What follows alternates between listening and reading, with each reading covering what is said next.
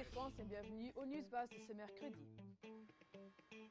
La Corée du Sud fait face à une catastrophe maritime qui pourrait être la plus grande dans l'histoire du pays. 2 personnes sont mortes et plus de 300 sont toujours portées disparues après le naufrage d'un ferry.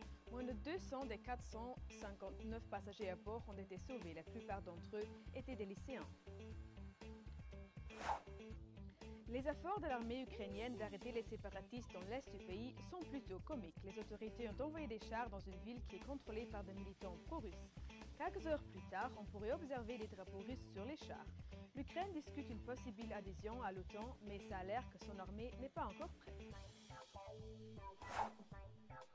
Des images spectaculaires en Pérou, où le volcan Ubinas entre en éruption. Le Premier ministre a déclaré l'état d'urgence. Le volcan est considéré comme le plus actif du pays. Il a érupté de temps en temps dans les derniers 450 ans. L'éruption semble tout de même moins violente que celle en 2006. Bonne nouvelle pour un panda dans un zoo en Chine qui a maintenant sa propre télé. Depuis que son compagnon a été placé dans un autre zoo, la femelle avait un peu le blues et voulait plus manger. Ses soigneurs ont installé des poupées de panda et aussi des nouvelles branches balançoires. Mais en fin de compte, c'était les vidéos dans lesquelles elle jouait avec son compagnon qui ont amélioré son moral. Et c'est tout pour aujourd'hui. Jetez aussi un coup d'œil sur notre site web. Salut!